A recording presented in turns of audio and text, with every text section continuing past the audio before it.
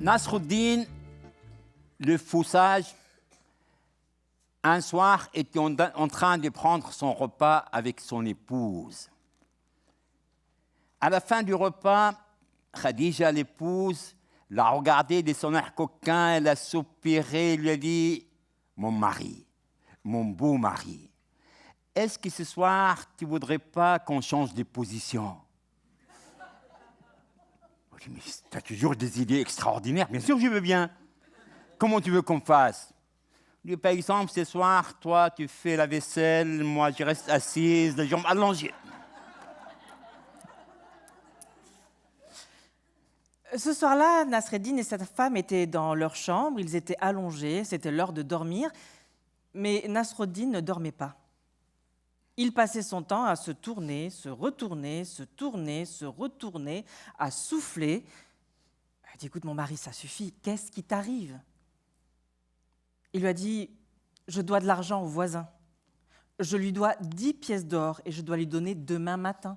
Je ne les ai pas, je ne sais pas comment faire. Alors elle s'est levée, elle a dit, mon mari, ne t'inquiète pas, je m'en occupe. Elle est allée jusqu'à sa fenêtre, elle l'a ouverte, elle a appelé son voisin.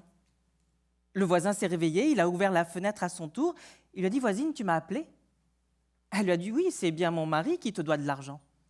Il a dit, oui, il me les doit et il doit me les donner demain matin. Elle a dit, écoute, il ne te les donnera ni demain, ni après-demain, ni les jours d'après. Elle a refermé la fenêtre, elle est retournée se coucher. Elle a dit, mon mari, tu peux dormir tranquille, c'est le voisin qui ne dort plus.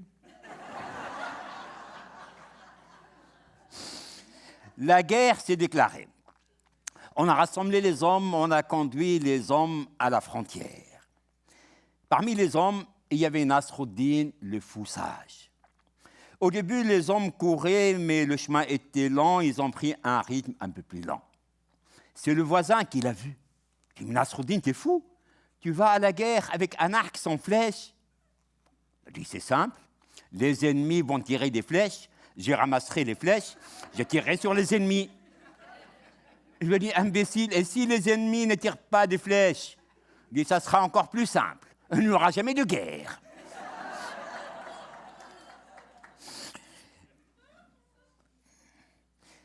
La guerre s'est déclarée, Nasruddin était à la frontière. Et voilà qu'une flèche vient s'afficher dans sa tête. Il est tombé, les yeux fermés, on l'a porté en arrière chez le médecin.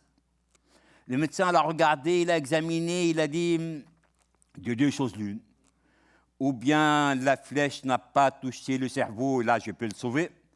Ou bien la flèche a touché le cerveau, et là je ne peux rien. Nasruddin a ouvert les yeux, lui a dit, docteur, aucun risque. Si j'avais un cerveau, je n'aurais jamais fait la guerre. D'accord.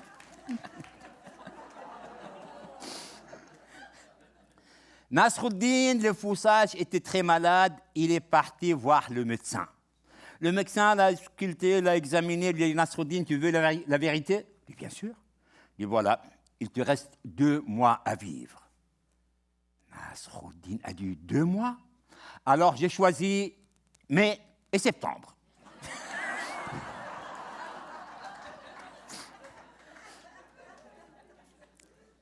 Un homme et sa femme passaient leur temps à se disputer. Ils se sont tellement disputés qu'à la fin, ils n'échangeaient plus un seul mot, ils ne se parlaient plus. Mais ce soir-là, l'homme s'est rappelé que le lendemain matin, il devait se lever tôt, il avait un rendez-vous. Et comme il ne parlait plus à sa femme, il a laissé un mot sur la table. « S'il te plaît, réveille-moi demain matin à 7 heures. » Il a laissé le mot sur la table et il est parti se coucher. Quand il s'est réveillé, c'était 9 heures passées et il était furieux. Il s'est levé d'un bond, il a couru à la table, il a regardé. Il y avait un mot. « Il est 7 heures, lève-toi !»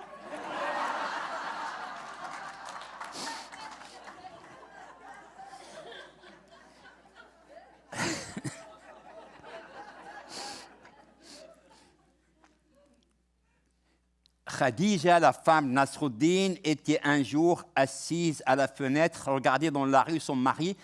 Elle était morte de rire. La voisine est venue lui rendre visite, elle l'a vu. Nasruddin était en train de discuter avec une jeune femme, belle, magnifique, trop jeune pour lui.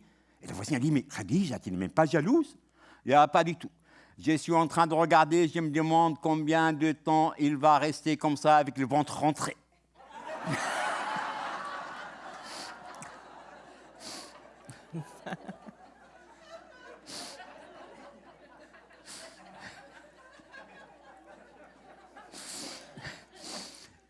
Nasruddin était enfant, jouait à la sortie du village.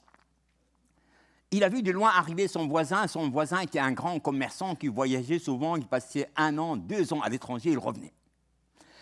Le voisin a vu Nasruddin, l'a reconnu, lui dit « T'as grandi Nasruddin, je suis ton voisin, tu te rappelles? Écoute, comment va mon chat avec qui tu jouais ?» Il dit « Il est mort. » Le voisin était attaché à son chat, il s'est effondré, il a repris sa respiration, il dit « Écoute Nasruddin, on n'annonce pas une mauvaise nouvelle comme ça.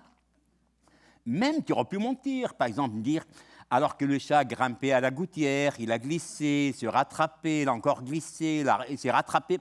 Moi, pendant ce temps-là, je me prépare à une mauvaise nouvelle. Mais il ne faut pas me dire ça comme ça. Nasruddin, j'ai compris, c'est bien. Bon, lui, je te pardonne. Et comment va mon épouse? Il lui a dit, justement, alors qu'il grimpait à la gouttière...